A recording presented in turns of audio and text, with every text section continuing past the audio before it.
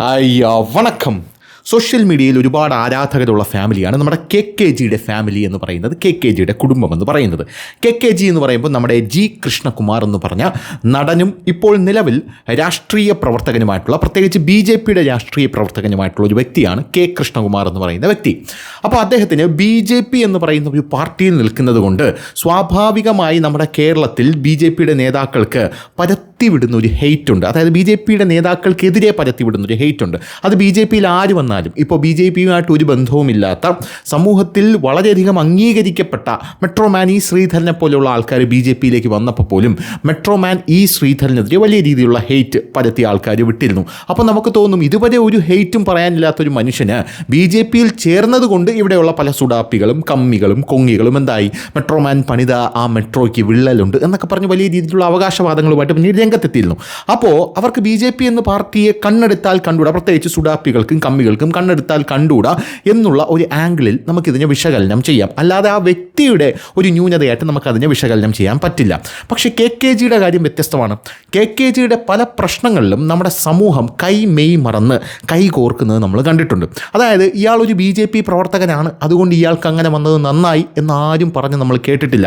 പ്രത്യേകിച്ച് ദിയാകൃഷ്ണയുടെ ബൊട്ടീക്കുമായി ബന്ധപ്പെട്ട പല കാര്യങ്ങളിലും കമ്മികളും കൊങ്ങികളും സുഡാപ്പികളും എല്ലാവരും ഒരുമിച്ച് നിന്നുകൊണ്ട് KKGയെ സപ്പോർട്ട് ചെയ്യുന്ന കാഴ്ചയാണ് നമുക്ക് കാണാനായിട്ട് സാധിച്ചത്. പ്രത്യേകിച്ച് എനിക്ക് കാണാനായിട്ട് സാധിച്ചത് അതിൽ KKGയെ അവസാന നിമിഷം സപ്പോർട്ട് ചെയ്തതാണ് BJP നേതാക്കൾ എന്നാണ് വ്യക്തിപരമായിട്ട് എനിക്ക് തോന്നിയിട്ടുള്ളത്. പക്ഷേ സത്യവും അതുതന്നെയായിരുന്നു. അങ്ങനെ KKG എന്ന് പറയുന്ന വ്യക്തി സമൂഹത്തിൽ എല്ലാവർക്കും സ്വീകാര്യനായിട്ടുള്ളൊരു വ്യക്തിയാണ്. സുഡാപ്പികൾക്ക് പോലും പലപ്പോഴും സ്വീകാര്യനായിട്ടുള്ളൊരു വ്യക്തിയാണ്. പോരാത്തതിന് അദ്ദേഹം പറയുന്ന വാക്കുകളിൽ ഒരു നിഷ്പക്ഷത എപ്പോഴും നിഴലിക്കാറുണ്ട്, ഒരു മതേതരത്വം എപ്പോഴും നിഴലിക്കാറുണ്ട്. പോരാത്തതിന് KKG എന്ന് പറയുന്ന വ്യക്തി സുന്ദരനാണ്, സുമുഖനാണ്, വളരെ സൗമ്യനായി സംസാരിക്കുന്ന ഒരാളാണ്. എനിക്ക് വ്യക്തിപരമായിട്ട് വളരെയധികം അടുപ്പമുള്ളൊരു മനുഷ്യനാണ്. എൻ്റെ വീട്ടിലൊക്കെ വന്നിട്ടുള്ളൊരു മനുഷ്യനാണ് ഈ KKG എന്ന് പറയുന്ന വ്യക്തി. അദ്ദേഹത്തിൻ്റെ ചെയ്തികൾ കൊണ്ട് പലപ്പോഴും അദ്ദേഹം കുഴിയിൽ പോയി ചാടുന്ന സംഭവങ്ങൾ വളരെ വിരളമാണ്. പക്ഷേ അദ്ദേഹത്തിൻ്റെ കുടുംബം കാരണം അദ്ദേഹം കുഴിയിൽ പോയി ചാടുന്ന സംഭവങ്ങളാണ് ഒരുപാട് നമുക്ക് കാണാനായിട്ട് സാധിച്ചത്. അദ്ദേഹത്തിൻ്റെ ചെയ്തി കാരണം നമ്മൾക്ക് അദ്ദേഹം കുഴിയിൽ പോയി ചാടുന്ന ഒരു ചെയ്തി നമ്മൾ കണ്ടിട്ടുള്ളത്, അദ്ദേഹത്തിൻ്റെ കുടുംബത്തിൽ പണ്ട് കുഴി കുത്തി ആൾക്കാർക്ക് കഞ്ഞി കൊടുക്കുകയായിരുന്നു. ഇത് അദ്ദേഹം കണ്ട് അദ്ദേഹം അതിൻ്റെ ആ ഒരു ടേസ്റ്റ് അദ്ദേഹത്തിൻ്റെ മനസ്സിലേക്ക് വന്ന് എനിക്ക് അത് കോരി കുടിക്കാനൊക്കെ തോന്നിയിട്ടുണ്ട് എന്ന് അദ്ദേഹം വളരെ പോസിറ്റീവായിട്ടുള്ള ആസ്പെക്റ്റിൽ പറഞ്ഞ സംഭവത്തിനെ വളച്ചൊടിച്ച് ഒരു തവണ അദ്ദേഹത്തിനെതിരെ തിരിച്ചു വിട്ടിരുന്നു. അദ്ദേഹം സവർണനായതുകൊണ്ട്, ജാതിവശാൽ സവർണനായതുകൊണ്ട് അദ്ദേഹത്തിൻ്റെ മനസ്സിൽ ഇപ്പോഴും അതിൻ്റെ അഴുക്ക് ചാലി കെട്ടിക്കിടക്കുകയാണ് എന്നിവിടെയുള്ള ജാതി കുമാരന്മാരൊക്കെ വന്ന് കിടന്നുകൊണ്ട് കൂട് തുറന്നിറങ്ങി കുരയ്ക്കുന്നത് നമ്മൾ ആ സമയത്ത് കണ്ടതാണ്. അലമുറയിടുന്നത് നമ്മൾ കണ്ടതാണ്. പക്ഷേ അയാൾ പറഞ്ഞതിൻ്റെ ആ ഒരു കറക്റ്റ് ക്രക്സിലോട്ട് വന്നു കഴിഞ്ഞാൽ ആ കുഴി കുത്തി കഞ്ഞി കൊടുക്കുന്ന ആ കഞ്ഞിയുടെ സ്വാദ്, സവർണനാണെങ്കിൽ ഈ കുഴി കുത്തി അതിനകത്ത് കഞ്ഞി വീഴ്ത്തി കൊടുക്കുമ്പോൾ ആ കഞ്ഞിയിൽ നിന്ന് തന്നെ കോരി കുടിക്കണം എന്ന് നമുക്ക് തോന്നില്ലല്ലോ. നമുക്കകത്ത് സവർണനാണല്ലോ, നമ്മൾ അകത്ത് സ്വർണ്ണത്തളികയിൽ കഞ്ഞി വെച്ചിരിക്കുമല്ലോ എന്നുള്ളൊരു ആംഗിളിൽ നമുക്കതിനെ എടുക്കാം. പക്ഷേ അദ്ദേഹത്തിൻ്റെ ആ ഒരു ആർട്ടിക്കുലേഷൻ അതിലൊരു പിഴവ് വന്നു എന്ന് നമുക്ക് സമ്മതിക്കാതെ വയ്യ. സുരേഷ് ഗോപി പല കാര്യങ്ങൾ പറയുമ്പോഴും അതിനെ ഇവിടെയുള്ള കമ്മികൾ ഭംഗിയായിട്ട് വളച്ചൊടിക്കുന്നത് നമുക്ക് കാണാനായിട്ട് സാധിക്കും. ജാതിവശാൽ സവർണനായിട്ടുള്ള ഒരാൾ പട്ടികജാതി വർഗ മന്ത്രിയായി വരണം എന്ന് സുരേഷ് ഗോപി പറഞ്ഞ കൃത്യമായിട്ട് അവിടെയുണ്ട്. ജാതിവശാൽ, അതായത് ജാതി കൊണ്ട് ജനിച്ചപ്പോൾ സവർണനായി പോയി, അങ്ങനെ വന്ന ഒരാൾ പട്ടികജാതി മന്ത്രിയായി വരണം എന്ന് സുരേഷ് ഗോപി പറഞ്ഞതിനെ പട്ടികജാതിക്കാരെ ഭരിക്കാൻ സവർണന്മാർ വരണം, പഴയ അടിമത്തം തിരിച്ചു കൊണ്ടുവരണമെന്നാണ് സുരേഷ് ഗോപി പറയുന്നത് എന്ന് പറഞ്ഞ് വലിയ രീതിയിലുള്ള വളച്ചൊടിക്കലൊക്കെ നമ്മളിവിടെ കണ്ടതാണ്. പിന്നെ സുരേഷ് ഗോപി പോട്ടെ, എന്തു തന്നെയായിരുന്നാലും KKGയുടെ കുടുംബം പല വിവാദങ്ങളും, KKG ഇങ്ങനെ ഒരു വിവാദത്തിൽ പോയി പെട്ടിട്ടുണ്ട്. പിന്നെ KKG ഹേമ കമ്മിറ്റി റിപ്പോർട്ടുമായി ബന്ധപ്പെട്ട ഒരു വിവാദത്തിലും പോയി പെട്ടിട്ടുണ്ട്. KKGയുടെ ഫാമിലി, അതായത് ഇവരെല്ലാം കൂടെ ഒരുമിച്ചിരുന്ന് വ്ളോഗ് എടുക്കുന്ന ടീമാണ് എല്ലാവരും. അതായത് അച്ഛനും മക്കളും ഭാര്യയും എല്ലാം ഇരുന്ന് ഒരുമിച്ചിരുന്ന് കുടുംബത്തിലെ സകല കാര്യങ്ങളും, അതായത് ഒരു കാര്യം പോലും ജഗതി പറയുന്നത് പോലെ ഒരടിയും മിസ്സായില്ല, എല്ലാടിയും എൻ്റെ മേത്ത് തന്നെ കൊണ്ട് എന്ന് പറയുന്നത് പോലെ കുടുംബത്തിലെ ഒരു കാര്യം പോലും മിസ്സാക്കില്ല. അങ്ങനെ തിന്നുന്നതും തുപ്പുന്നതും ഇരിക്കുന്നതും കിടക്കുന്നതും നടക്കുന്നതും എല്ലാം വ്ളോഗ് എടുത്ത് അവർ സോഷ്യൽ മീഡിയയിൽ പ്രദർശിപ്പിക്കാറുണ്ട്. അതിൻ്റേതായിട്ടുള്ള ദൂഷ്യഫലങ്ങൾ അവർ അനുഭവിക്കാറുമുണ്ട് എന്നുള്ളതാണ്. ഇനി ദൂഷ്യഫലങ്ങൾ അനുഭവിക്കും എന്ന് സമൂഹം പറയുമ്പോൾ ആ ദൂഷ്യവശങ്ങൾ യഥാർത്ഥത്തിൽ അവർ ഏറ്റെടുക്കുന്നുണ്ടോ എന്നുള്ളൊരു ചോദ്യമുണ്ട്. പ്രധാനമായും സോഷ്യൽ മീഡിയയിൽ അവർക്ക് വീഡിയോ ചെയ്യുമ്പോൾ അവർക്ക് ലക്ഷങ്ങളുടെ വരുമാനം ലഭിക്കും. അങ്ങനെ ലക്ഷങ്ങളുടെ വരുമാനം ലഭിക്കുമ്പോൾ അതായിരിക്കണം അവരുടെ ഉദ്ദേശം എന്ന് അവർ അറിഞ്ഞുകൊണ്ടാണ് ആ വീഡിയോ ഇടുന്നതെങ്കിൽ സമൂഹമാണ് അവിടെ അത് കണ്ടിട്ട് അതിനെ വിമർശിക്കുന്നതും അതിനെ കയ്യടിക്കുന്നതും. അപ്പോൾ സ്വാഭാവികമായിട്ടും ആ വിമർശനവും ആ കയ്യടിയും അല്ല അവർ ശ്രദ്ധിക്കുന്നത്, അതിൽ നിന്ന് കിട്ടുന്ന വരുമാനമാണ് അവരുടെ ഫോക്കസ് എന്ന് പറയുന്നത്. അങ്ങനെ KKG ഇങ്ങനെ കുടുംബമൊക്കെ ആയിട്ട് മുന്നോട്ട് പോകുന്ന ഈ ഒരു സാഹചര്യത്തിൽ KKGയുടെ മകളായിട്ടുള്ള ദിയ കൃഷ്ണയുടെ പേരിൽ ഒരുപാട് വിവാദം വന്നിട്ടുണ്ടായിരുന്നു. ദിയ കൃഷ്ണ എന്ന് പറയുന്ന പെൺകുട്ടി ഒരു വിവാഹം കഴിച്ചു. പക്ഷേ ആ പെൺകുട്ടി കഴിച്ച വിവാഹം എന്ന് പറയുന്നത് ആ പെൺകുട്ടിയുടെ ആദ്യം ഒരു കാമുകനുണ്ടായിരുന്നു. ആ കാമുകൻ്റെ സുഹൃത്തിനെയാണ് ദിയ കൃഷ്ണ വിവാഹം കഴിച്ചത്. അത് പറഞ്ഞ് സോഷ്യൽ മീഡിയയിൽ ഒരു ഇളക്കളക്കാനായിട്ട് ഇവിടെയുള്ള പല ആൾക്കാരും ശ്രമിച്ചു. പക്ഷേ ഒരു മനുഷ്യനാണ്, പ്രണയമെന്ന് പറഞ്ഞാൽ ഒരു തെരഞ്ഞെടുപ്പാണ്. അതായത് പ്രണയമെന്ന് പറഞ്ഞാൽ നമ്മുടെ ഒരു തിരഞ്ഞെടുപ്പാണ്. അതായത് നമുക്ക് ആരെ നമ്മുടെ ഒരു ലൈഫ് പാർട്ട്ണറായിട്ട് വരണം എന്നുള്ളതിന് നമ്മൾ ഒരുപാട് പ്രണയിക്കേണ്ടി വരും. കാരണം ഞാൻ ആദ്യം ഒരു പെണ്ണിനെ പ്രേമിക്കുന്നു, ആ പെണ്ണ് എനിക്ക് സെറ്റായില്ലെങ്കിൽ ഞാൻ ആ പെണ്ണിനെ മാറ്റി നിർത്തിയിട്ട് അടുത്ത പെണ്ണിലേക്ക് പോകും. ഒരു മ്യൂച്വൽ അണ്ടർസ്റ്റാൻഡിങ്ങിൽ ബ്രേക്കപ്പ് ഉണ്ടാക്കണം. അല്ലാതെ ആ പെണ്ണെന്നെ വിട്ടു പോകുമ്പോഴോ ഞാൻ ആ പെണ്ണിനെ വിട്ടു പോകുമ്പോഴോ കത്തിയും കൊടുവാളൊക്കെ ആയിട്ട് അവരെ വീട്ടുകാരെ വെട്ടാനും ആ പെണ്ണിനെ റോഡിലിട്ട് കുത്തിക്കൊല്ലാനും നിന്നാൽ അത് വേറെ തരത്തിലേക്ക് പോകും. ഒരു മ്യൂച്വൽ റെസ്പെക്റ്റ് ഇട്ട് ഇത് രണ്ടും പിരിയാനുള്ള ഒരു ബോധവും ആ ഒരു മെച്യൂരിറ്റിയും ഉണ്ടെങ്കിൽ മാത്രമേ ഈ പ്രണയം എന്ന് പറയുന്ന വലിയൊരു കലയിലേക്ക് ഇറങ്ങാവൂ. അതാണ് അവിടുത്തെ പ്രധാനപ്പെട്ട പോയിന്റ്. അങ്ങനെ ആ പെൺകുട്ടി ഒരു വിവാഹം കഴിച്ചു. ആ പെൺകുട്ടി വിവാഹം കഴിച്ചു കഴിഞ്ഞ ശേഷം ആ പെൺകുട്ടി ഇടുന്ന ആ വ്ളോഗുകളിലെ പൊട്ടും പൊടിയൊക്കെ തപ്പിയെടുത്ത് വലിയ രീതിയിലുള്ള വിമർശനങ്ങൾ KKGയുടെ ഫാമിലിക്ക് നേരെ പല ആൾക്കാരും ഉന്നയിച്ചു. ആ വിമർശനങ്ങളിൽ പലതും കഴമ്പുണ്ടായിരുന്നോ എന്ന് ചോദിച്ചാൽ സമൂഹം പറയുന്നു കഴമ്പുള്ള വിമർശനങ്ങളായിരുന്നു എന്ന് പറയുന്നു. KKGയുടെ ഫാമിലിയിൽ ഇപ്പോഴും പറയുന്നത് ദിയ കൃഷ്ണ എന്ന് പറയുന്ന ആ പെൺകുട്ടി ഭർത്താവിനെ വണ്ടിയുടെ ബാക്ക് സീറ്റിലാണ് എപ്പോഴും കയറ്റുന്നത്. ഫ്രണ്ടിൽ ഭർത്താവിനെ എന്തുകൊണ്ട് ഇരുത്തുന്നില്ല എന്ന് ചോദിക്കുന്നുണ്ട്.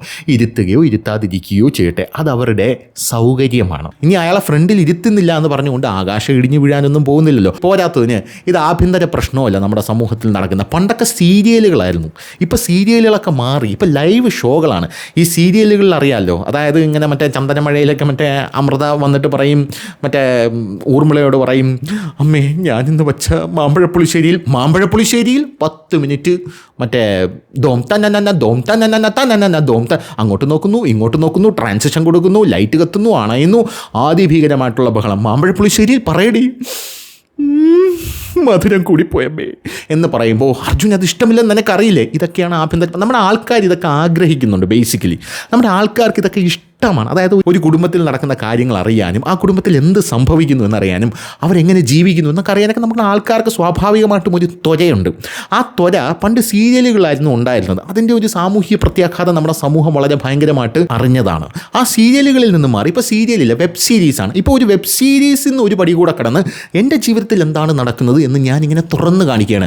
ഞാനും ഭാര്യയായിട്ടുള്ള അടി, ഞാനും ഭാര്യയായിട്ടുള്ള സൗന്ദര്യപ്പിണക്കം, ഞാനും ഭാര്യയുടെ അമ്മയായിട്ടുള്ള അടി, ഞാൻ എൻ്റെ അമ്മായിയപ്പൻ്റെ മണ്ട വെട്ടിപ്പൊളക്കണത്, ഞാൻ ഭാര്യയുടെ വീട്ടിൽ ചെന്നപ്പോൾ ഭാര്യയുടെ അമ്മ എന്നെ നോക്കിയപ്പം ഇങ്ങനെ തലവെട്ടി കളഞ്ഞു, കാർക്കിച്ച് തുപ്പി കളഞ്ഞു എന്നൊക്കെയുള്ള സംഭവങ്ങൾ, ചവറ് കണ്ടൻറ്റുകൾ, അതായത് നേരിട്ട് നമ്മുടെ ജീവിതത്തിൽ നിന്നും ചീന്തിയെടുത്ത ഏടുകളാണ് അങ്ങോട്ടേക്ക് വിടുന്നത് എന്നുള്ളതാണ് പ്രധാനപ്പെട്ട കാര്യം. അങ്ങനെ ഇവർ ഈ സോഷ്യൽ മീഡിയയിൽ വീഡിയോ ഇട്ട് ലക്ഷങ്ങൾ സമ്പാദിക്കുന്നതിൻ്റെ ഇടയിൽ ഒരുപാട് കാര്യങ്ങൾ ഇതുപോലെ നമ്മുടെ ദിയ കൃഷ്ണയുടെ ഭർത്താവിന് ചിക്കൻ കറി കൊടുത്തില്ലെന്നോ, അല്ലെങ്കിൽ ദിയ കൃഷ്ണയ്ക്ക് ചിക്കൻ കറി കിട്ടിയില്ലെന്നോ, ദിയ കൃഷ്ണയുടെ ഭർത്താവിൻ്റെ അമ്മയെ അമ്മ എന്ന് വിളിക്കില്ല, ആൻറ്റി എന്ന് മാത്രമേ വിളിക്കുകയുള്ളൂ എന്നൊക്കെ പറഞ്ഞുള്ള കാര്യങ്ങൾ. നമ്മുടെ സമൂഹത്തിന് എല്ലാത്തിനും ഒരു അളവുകോലുണ്ട്. പക്ഷേ ഈ അളവുകോലിൻ്റെ ഒരു പ്രത്യേകത എന്ന് പറഞ്ഞു കഴിഞ്ഞാൽ ഈ അളവുകോല് അടുത്ത ജനറേഷൻ എത്തുമ്പോൾ അവർക്കൊരു അളവുകോലല്ല, അവർ ഒരു പുതിയ മീറ്റർ അവർ പോയി സെറ്റ് ചെയ്യും എന്നുള്ളത് നമ്മൾ പ്രധാനമായിട്ടും മനസ്സിലാക്കണം. അപ്പോൾ ഈ പഴയ ആൾക്കാർ അതങ്ങനെ ചെയ്യരുത് എന്ന് പറയുമ്പോൾ പുതിയ മീറ്റർ അവിടെ ഓൾറെഡി സെറ്റാണല്ലോ. ഈ പുതിയ തലമുറ എന്ത് ചെയ്യില്ല, അത് കേൾക്കില്ല. പഴയ തലമുറയിൽ രാവിലെ 3 മണിക്ക് എഴുന്നേറ്റ്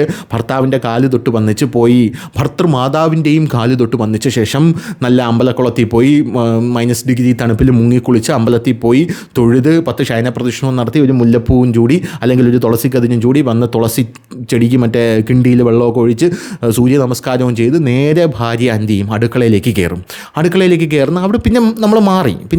പിന്നെ ഈ പണ്ടത്തെ നമുക്കറിയാമല്ലോ, പണ്ട് ഈ സ്ത്രീകൾക്ക് ഈ പീരീഡ്സ് ഒക്കെ ആയി കഴിഞ്ഞാൽ സ്ത്രീകൾ എന്ത് ചെയ്യുക, മെൻസ്ട്രൽ സൈക്കിൾ തുടങ്ങുമ്പോൾ സ്ത്രീകൾ ഭർത്താവിൻ്റെയും കുട്ടികളുടെയും അടുത്ത് നിന്ന് മാറിക്കിടക്കുന്ന കാഴ്ചയാണ് നമുക്ക് കാണാൻ സാധിക്കുന്നത്. പണ്ട് കാലങ്ങളിൽ അങ്ങനെ മാറിക്കിടക്കുമ്പോൾ വൃത്തിയാക്കും. പോരാത്തതിന് ഈ സ്ത്രീ കിടന്ന ആ പായയും തലങ്ങണയും ഭർത്താവിനെയോ കുട്ടികളെയോ കൊണ്ട് പോലും തൊടാനായിട്ട് സമ്മതിക്കില്ല. അങ്ങനെ തൊടാൻ സമ്മതിക്കില്ല എന്ന് മാത്രമല്ല, രാവിലെ എഴുന്നേറ്റുടനെ ഇവർ ഈ പായം തലങ്ങണയൊക്കെ എടുത്തുകൊണ്ടുപോയി കഴുകി വൃത്തിയാക്കി ഇവർ വീണ്ടും കൊണ്ടുവന്ന് വീണ്ടും അവിടെ തന്നെ വിരിച്ചിടും, പിന്നെ അവിടെ തന്നെ കിടക്കും എന്നുള്ളതാണ്.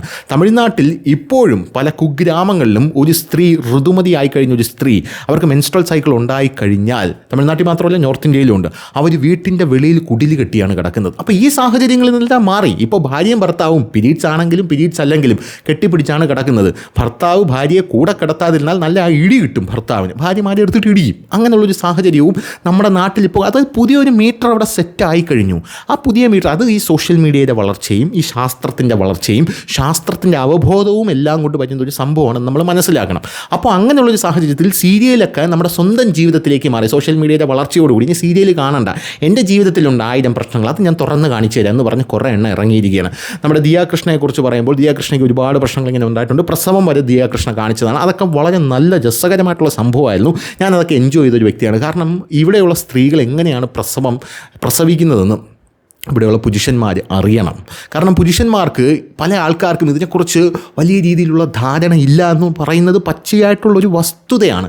ഇപ്പം ഞാൻ തന്നെ ഡോക്ടർ ചക്രവർത്തിയുമായിട്ട് ഒരു സെക്ഷൽ എഡ്യൂക്കേഷൻ്റെ ഒരു സെഷൻ തുടങ്ങിയപ്പോൾ അതിൻ്റെ താഴെ ഒരുപാട് പേര് കമൻറ്റുകളുമായിട്ട് വരുന്നത് ഇത് വേണ്ട, ഇത് നമ്മുടെ സംസ്കാരത്തിന് ചേരുന്നതല്ല, ആര് പറഞ്ഞു നിന്നോട് ഇത് ചെയ്യാൻ എന്നാണ് പല ആൾക്കാരും പറയുന്നത്. പല ആൾക്കാർക്കും ഇതിനെക്കുറിച്ച് അവബോധമില്ല എന്നുള്ളത്. പക്ഷേ ന്യൂ ജെൻ തലമുറ അങ്ങനെ പറയുന്നില്ല.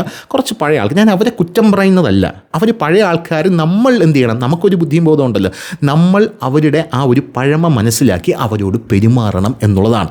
ആ പഴമ മനസ്സിലാക്കി അവരോട് പെരുമാറുമ്പോൾ അവർ ഹാപ്പിയാണ്, നമ്മൾ ഹാപ്പിയാണ് എന്നുള്ളതാണ്. നമ്മുടെ രാഹുൽ ഈശ്വർ പറയുന്ന ഒരു ലൈൻ ഉണ്ടല്ലോ, രാഹുൽ ഈശ്വർ പറയും നമുക്ക് എന്ത് ചെയ്യാൻ പറ്റും. സതിയെക്കുറിച്ച് ചോദിക്കുമ്പോൾ രാഹുൽ ഈശ്വർ പറയുന്നത് സവർണരെ നമുക്ക് വേദനിപ്പിക്കാൻ പറ്റുമോ? പറ്റില്ല. അതേസമയം ഈ സ്ത്രീയുടെ ജീവൻ അത് നമുക്ക് അതിഭീകരമായിട്ടുള്ള ജീവനല്ലേ, അത് നമുക്ക് കൊണ്ട് കളയാൻ പറ്റുമോ? പറ്റില്ല. അതുകൊണ്ട് രണ്ടുപേരെയും സംയോജിച്ചു കൊണ്ടുള്ളൊരു തീരുമാനമാണ് നമ്മളവിടെ കൈക്കൊള്ളേണ്ടത്. ഈ സ്ത്രീ ആദ്യം എടുത്ത് തീയിലേക്ക് ഇടുക, കുറച്ച് കത്തി തുടങ്ങുമ്പോൾ തന്നെ വലിച്ചെടുത്ത് പുറത്തിടുക. അപ്പോൾ ആ സ്ത്രീയുടെ ജീവനും രക്ഷപ്പെട്ടു, സതി നടത്തിയെന്നുമായി, സവർണനെ നമ്മൾ പിണക്കിയെന്നുമില്ല എന്ന് പറയുന്നത് പോലെയാണ് കാര്യങ്ങൾ. അമ്മയാണ് സത്യം, ഇങ്ങനെ കാര്യങ്ങളൊക്കെ നടക്കുകയുള്ളൂ. ഇപ്പോൾ വന്നിരിക്കുന്ന വിവാദം എന്ന് പറഞ്ഞാൽ നമ്മുടെ KKG-യുമായി ബന്ധപ്പെട്ട വിവാദം എന്ന് പറഞ്ഞു കഴിഞ്ഞാൽ, നേരത്തെ KKG-യുടെ ഏറ്റവും ഇളയ മോളായിട്ടുള്ള ഹൻസിക ഒരു സബ്സ്ക്രിപ്ഷൻ, നമുക്കറിയാം ഇൻസ്റ്റാഗ്രാമിൽ ഇപ്പോൾ സബ്സ്ക്രിപ്ഷൻ വീഡിയോ ഒക്കെ ഉണ്ട്. സബ്സ്ക്രിപ്ഷൻ മാത്രമല്ല, ലോകമൊക്കെ മാറിപ്പോയി. ഇത് കാണുന്ന ആൾക്കാരോട്, അറിഞ്ഞൂടാത്ത ആൾക്കാരോട് ഞാൻ പറയണേ, ഞാൻ തെറ്റിദ്ധരിക്കില്ല, ഞാൻ പഴയ ആൾക്കാരെ കളിയാക്കുകയാണെന്നൊന്നും വിചാരിക്കരുത്. അതായത് സബ്സ്ക്രിപ്ഷൻ എന്ന് പറഞ്ഞു കഴിഞ്ഞാൽ നമ്മൾക്ക് പ്രൈവറ്റ് ആയിട്ടുള്ള വീഡിയോസ് ഇടാം, നമുക്ക് പൈസ തന്നു കഴിഞ്ഞാൽ അത് ആൾക്കാർക്ക് കാണാൻ സാധിക്കും എന്നുള്ളതാണ്. പിന്നെ ഇതും കടന്ന് പാശ്ചാത്യ രാജ്യത്ത് വേറൊരു സാധനമുണ്ട്, ഒൺലി ഫാൻസ് എന്ന് പറഞ്ഞ്. ആ ഒൺലി ഫാൻസിൽ ഇപ്പോൾ 2 കപ്പിൾസ് ഉണ്ടല്ലോ, ആ കപ്പിൾസിന് വീഡിയോസ് ഇടാം. വീഡിയോസ് എന്ന് പറഞ്ഞാൽ അവർ തമ്മിൽ പരസ്പരം ലൈംഗിക ബന്ധത്തിൽ ഏർപ്പെടുന്ന വീഡിയോസാണ് ഇടുന്നത്. അങ്ങനെ ഇട്ടിട്ട് പൈസ എന്ന് പറഞ്ഞാൽ അതിഭീകരമായിട്ടുള്ള കാശുണ്ടാക്കുന്ന ആൾക്കാരുണ്ട്. ഇൻസ്റ്റാഗ്രാമിലൊക്കെ നോക്കിക്കഴിഞ്ഞാൽ ഞാൻ എൻ്റെ സൂപ്പർവൈസർ ജോലി ക്വിറ്റ് ചെയ്തു, എന്നിട്ട് അവൾ ഇങ്ങനെ ഒൺലി ഫാൻസിൻ്റെ മറ്റേ സാധനം എടുത്ത് കാണിക്കും. അതിൻ്റെ വരുമാനം ഓരോ ദിവസം $30,000, $40,000, $50,000 ഇങ്ങനെ കയറി പോകണം. $30,000 എന്നൊക്കെ പറഞ്ഞു കഴിഞ്ഞാൽ ഏകദേശം 10-30 ലക്ഷം രൂപ വരും നമ്മുടെ നാട്ടിലെന്ന് പറയുന്നത്. അങ്ങനെ ജീവിക്കുന്ന ആൾക്കാരുണ്ട്. അവിടെ അവർക്കെന്ന് പറഞ്ഞാൽ ഈ പൈസ കൊണ്ട് അവരുടെ സ്റ്റാറ്റസ് എന്ന് പറഞ്ഞാൽ അങ്ങ് അതിഭീകരമായി പൊങ്ങിപ്പോയി. ഇത് നല്ലതാണോ ചീത്തയാണോ എന്നൊന്നും എനിക്കറിയില്ല, ഞാൻ അതിലോട്ട് കടക്കുന്നില്ല. കാരണം അത് വലിയ ഡിബേറ്റബിൾ ആയിട്ടുള്ള വിഷയമാണ്. പഴയ ആൾക്കാർക്ക് ഇതിനൊരു കൃത്യമായിട്ടുള്ള ഒരു സംഭവമുണ്ട്, ഇതങ്ങനെയാണ് എന്ന്. പുതിയ ആൾക്കാർക്ക് ഇതൊന്നും ഒരു കുഴപ്പമേ അല്ല. കാരണം എന്ന് പറഞ്ഞാൽ നമ്മുടെ ഇപ്പോൾ പുതിയ ഒരു ജെൻസി തലമുറയുണ്ടല്ലോ, ഈ ജെൻസി തലമുറയ്ക്ക് റിലേഷൻഷിപ്പ് മാത്രമല്ല, അവർക്ക് സിറ്റുവേഷൻഷിപ്പ് ഉണ്ട്. അങ്ങനെ പല ഷിപ്പുകളിലൂടെയാണ് അവർ കടന്നു പോകുന്നത്. റിലേഷൻഷിപ്പ് എന്ന് പറഞ്ഞാൽ എന്താണ്? ഒരു പയ്യനെ ആത്മാർത്ഥമായിട്ട് പ്രണയിക്കുക. സിറ്റുവേഷൻഷിപ്പ് എന്ന് പറഞ്ഞു കഴിഞ്ഞാൽ ആത്മാർത്ഥമായിട്ട് പ്രണയമില്ല, അതിനകത്ത് ഈ ലൈംഗിക ബന്ധവും കാര്യങ്ങളും മാത്രമേ ഉള്ളൂ, പക്ഷെ അവൻ എൻ്റെ ബെസ്റ്റി ആയിരിക്കും. ഇനി ഇതും കഴിഞ്ഞ് വേറൊരു ഷിപ്പുണ്ട്. ആ ഷിപ്പ് എന്ന് പറഞ്ഞാൽ ഒരാളെ പ്രണയിക്കുക, 5-6 പേരെ ബാക്കപ്പിന് വെച്ചിരിക്കുക എന്നൊക്കെ പറഞ്ഞ് ഇൻസ്റ്റാഗ്രാമിൽ ഭയങ്കരമായിട്ട് ഈ സംഭവങ്ങളൊക്കെ വൈറലാവുന്ന ഒരു സാധനങ്ങളൊക്കെ ആ ഒരു കാലഘട്ടത്തിലൂടെയാണ് നമ്മൾ കടന്നു പോകുന്നത്. നമ്മൾ ആരെയും കുറ്റം പറഞ്ഞിട്ട് ഇതിന് കാര്യമില്ല. ഇപ്പോൾ എനിക്ക് കൺട്രോൾ ചെയ്യാൻ പറ്റുന്നത് എൻ്റെ ജീവിതം മാത്രമാണ്. എൻ്റെ ജീവിതം കൺട്രോൾ ചെയ്ത് എൻ്റെ മൂല്യങ്ങളും എൻ്റെ പാരമ്പര്യങ്ങളൊക്കെ മുറുകെ പിടിച്ചുകൊണ്ട് മുന്നോട്ട് പോകാൻ മാത്രമേ എന്നെക്കൊണ്ട് സാധിക്കുകയുള്ളൂ. കണ്ടവൻ എന്ത് ചെയ്താലും എനിക്ക് അവരുടെ ജീവിതത്തിൽ കയറി ഇടപെട്ട് ഇങ്ങനെ നീ ചെയ്യണം എന്ന് പറയാനുള്ളൊരു റൈറ്റ് എനിക്കില്ല. Change your self and you have done your part in changing the world എന്നാണ് പല ആൾക്കാരും പറയുന്നത്. പരമഹംസ യോഗാനന്ദനൊക്കെ അങ്ങനെയാണ് പറയുന്നത്. അതുകൊണ്ടാണ് ഞാനിത് പറഞ്ഞത്. അതായത് നിങ്ങൾ മാറിക്കഴിഞ്ഞാൽ നിങ്ങൾ ഈ ലോകത്തിനെ മാറ്റാനുള്ള നിങ്ങളുടെ ആ ഒരു പ്രവൃത്തി, നിങ്ങളുടെ ആ ഒരു ഭാഗം നിർവഹിച്ചു കഴിഞ്ഞു. പൊക്കൊള്ളുക എന്നാണ് അദ്ദേഹം പറഞ്ഞത്. അല്ലാതെ എല്ലാവരും എടുത്തിട്ട് മാറ്റാൻ നിന്ന് അവസാനം എല്ലാം കൂടെ അടിച്ച് കുരിശി കയറ്റിക്കളയും. അത് നടക്കുന്ന കേസല്ല.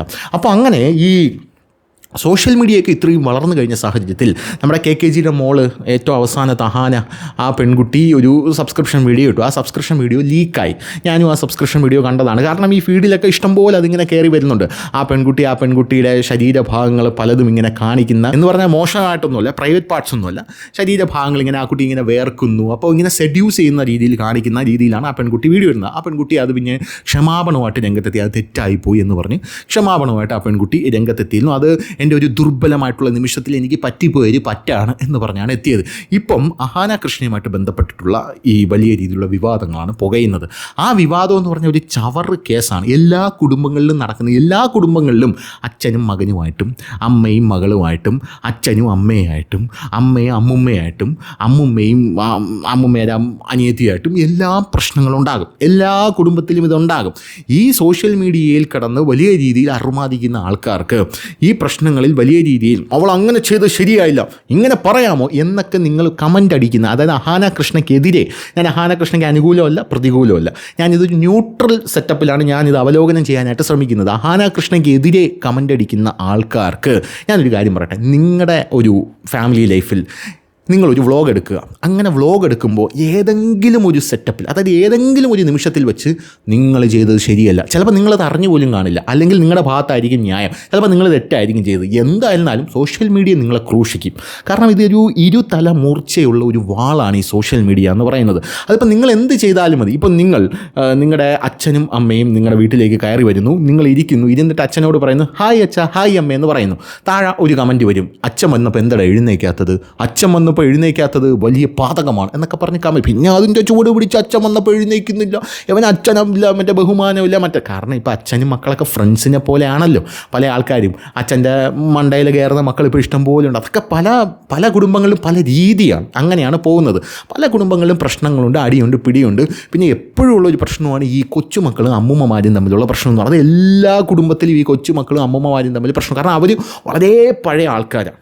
അങ്ങനെ വളരെ പഴയ ആൾക്കാരായിട്ടുള്ള അമ്മുമ്മമാർ കൊച്ചുമക്കളെ ശാസിക്കും, ഉപദേശിക്കും. നമുക്കറിയാം ഇപ്പോൾ പാൻ ഇന്ത്യൻ ബ്രാഞ്ചിൻ്റെയൊക്കെ നമ്മുടെ ഇതൊക്കെ വന്നിട്ടുണ്ടല്ലോ, റീലൊക്കെ. അതിനകത്ത് ഒരു അമ്മുമ്മ ഇങ്ങനെ നടന്നു വന്നിട്ട് പറയും കാലിതാത്ത് പോയി പെമ്പിള്ളാർ കാലുമേ കയറ്റി വെച്ച് ഇരിക്കാൻ പാടില്ല. ഉടനെ അപ്പുറത്തിരിക്കുന്ന ശരത് അയ്യപ്പൻ എന്ന് പറഞ്ഞാൽ നടൻ പോളവി അങ്ങോട്ട് വെച്ച് കൂച്ചാണ്ടി കിളവി എന്ന് പറഞ്ഞ് ഇങ്ങനെയൊക്കെ കാണിക്കുന്ന ഒരു വിഷ്വൽ നമ്മൾ കണ്ടിട്ടുണ്ട്. അത് കുടുംബത്തിൽ നടക്കുന്നൊരു സംഭവമാണ്.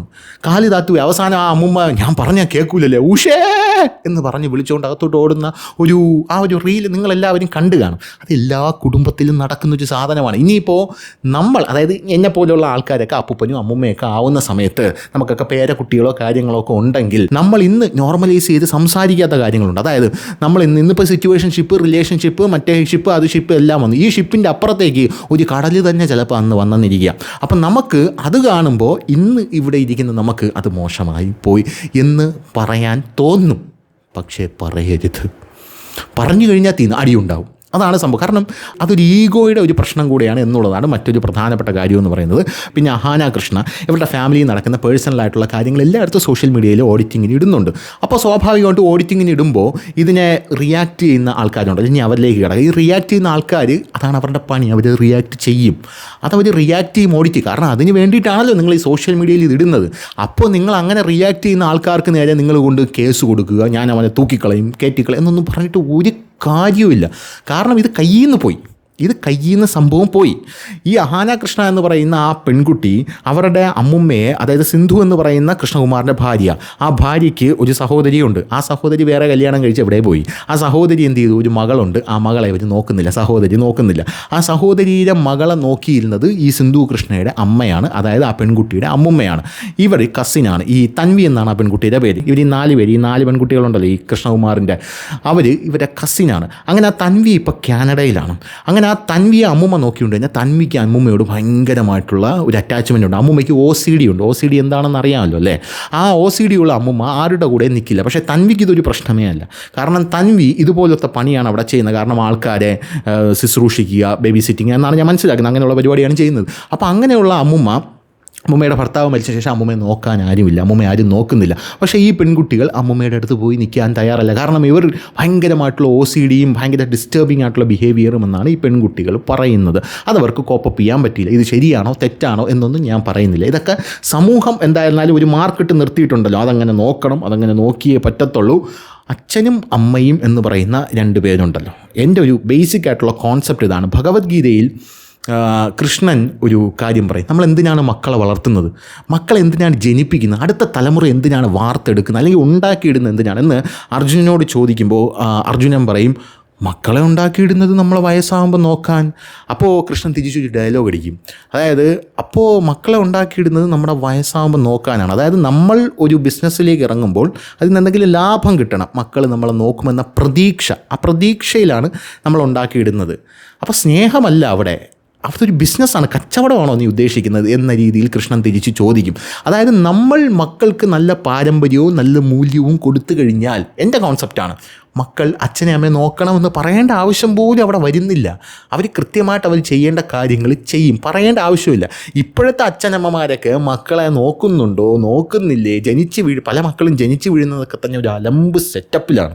അങ്ങനെ ജനിച്ച് വീഴുമ്പോൾ മക്കളെ കൃത്യമായിട്ട് ഗൈഡ് ചെയ്യണം. ഒരു കുട്ടിയെ വളർത്താനായിട്ട് ആ കുട്ടിയെ കൃത്യമായിട്ട് ഗൈഡ് ചെയ്യണം.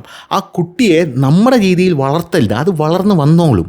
നമ്മൾ എന്ത് ചെയ്യുക, അവന് വേണ്ട സാഹചര്യം ഒരുക്കി കൊടുക്കുക, ആ ഒരു വിത്ത് വിതച്ച് കൊടുക്കുക. അവനിൽ എന്തെങ്കിലും കഴിവുണ്ടെങ്കിൽ ആ കഴിവിനെ നമ്മൾ കണ്ടുപിടിക്കാൻ പറ്റുമെങ്കിൽ കണ്ടുപിടിക്കുക, അല്ലെങ്കിൽ അവൻ തനിയെ വളർന്നോളും, കണ്ടുപിടിക്കാൻ പറ്റും. അതിനുള്ള പാത ഒരുക്കി കൊടുക്കുക, അതിനുള്ള ഫ്രീഡം കൊടുക്കുക. പിന്നെ അവരെന്തെങ്കിലും തെറ്റ് ചെയ്യുന്നുണ്ടെങ്കിൽ ആ തെറ്റ് തിരുത്തുക, ആ തെറ്റ് അവർക്ക് പറഞ്ഞ് മനസ്സിലാക്കി കൊടുക്കുക, കൊടുത്ത് അവരെ തിരുത്തുക. ഇതാണ് അച്ഛൻ്റെ അമ്മേരും ജോലി. അല്ലാതെ മക്കളെ അടിമകളെപ്പോലെ കണ്ട് മറ്റേ പട്ടിയുടെ കഴുത്തിൽ ചങ്ങലയിടും പോലെ കെട്ടിവലിക്കാനുള്ളതല്ല മക്കൾ എന്നുള്ളതാണ് എൻ്റെ കോൺസെപ്റ്റ്. അപ്പോൾ കൃത്യമായിട്ട് ഈ കാര്യങ്ങളൊക്കെ ചെയ്ത് അവരെ സ്വതന്ത്രമാക്കി വിടുക. അവരൊരു സമയം കഴിയുമ്പോൾ അവർ സ്വതന്ത്രരാണ്.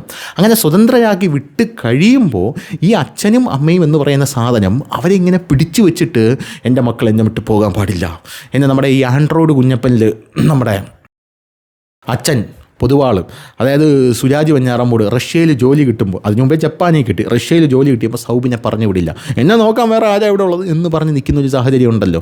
ഈ കോൺസെപ്റ്റൊക്കെ എന്താ പോയി അടുത്ത തലമുറ, എനിക്ക് തോന്നുന്നത് അടുത്ത തലമുറ മക്കൾ ജനിപ്പിക്കുമ്പോൾ എവൻ എന്നെ നോക്കും അല്ലെങ്കിൽ എവൾ എന്നെ നോക്കും എന്നുള്ളൊരു കോൺസെപ്റ്റിൽ ജനിപ്പിക്കും എന്ന് ഞാൻ ബേസിക്കലി വിശ്വസിക്കുന്നില്ല. ഇനി അതിൻ്റെ സർവേ ഒന്നും എൻ്റെ കയ്യിലില്ല, എനിക്ക് അങ്ങനെയാണ് തോന്നുന്നത് ബേസിക്കലി. പക്ഷേ പഴയ തലമുറ അങ്ങനെയല്ല, അവരെ ഞാൻ കുറ്റം പറയുന്നില്ല, അത് അവർ വളർന്നു വന്ന സാഹചര്യം. അപ്പോൾ അടുത്ത തലമുറ മക്കളെ ജനിപ്പിക്കും. ഇപ്പോൾ നമ്മൾ ഈ യൂറോപ്പിലൊക്കെ നമ്മൾ കാണും, അല്ലെങ്കിൽ നമ്മൾ ഈ അമേരിക്കയിലൊക്കെ കാണുന്ന പോലെ ഒരു 15 വയസ്സാകുമ്പോൾ മക്കളൊക്കെ വീട്ടിൽ നിന്ന് ഇറങ്ങിപ്പോവും. പിന്നെ അവരെ പാടായി. അച്ഛനും അമ്മയൊക്കെ അവസാനം അവർ സമ്പാദിച്ചു വെച്ചൊരു തുകയുണ്ട്, അതും വെച്ചുകൊണ്ട് ഇന്ത്യ പോലുള്ള രാജ്യങ്ങളൊക്കെ ചുറ്റിക്കറങ്ങാൻ ഇങ്ങനെ ഇറങ്ങി നടക്കുകയാണ്. അവസാന നിമിഷം ഇന്ത്യ പോലുള്ള രാജ്യങ്ങളൊക്കെ ചുറ്റിക്കറങ്ങുന്നു, അവർക്ക് ഇഷ്ടമുള്ള സ്ഥലങ്ങളിലേക്ക് പോകുന്നു, അവർ സമ്പാദിക്കുന്നു. അതായത് ആ സമയത്തും അച്ഛനമ്മമാർക്ക് ഒരു കടമയുണ്ട്, എല്ലാം എടുത്ത് മക്കളുടെ തലയിലോട്ട് ഇടരുത്. മക്കളെയും എന്ത് ചെയ്യുക, ഉത്തരവാദിത്തങ്ങൾ പഠിപ്പിക്കുക എന്നുള്ളതാണ്. ഫിനാൻഷ്യൽ മാനേജ്മെൻറ്റ് പഠിപ്പിക്കുക. അപ്പോഴും നമ്മുടെ മുഴുവനും എടുത്ത് മക്കളുടെ മണ്ടയിലോട്ട് ഇടരുത്, മുഴുവൻ പൈസ എടുത്ത് ഇൻവെസ്റ്റ് ചെയ്യരുത്. നമുക്ക് അവസാന നിമിഷം ജീവിക്കാനുള്ള കുറേ കാര്യങ്ങൾ നമ്മൾ മാറ്റിവെക്കുക.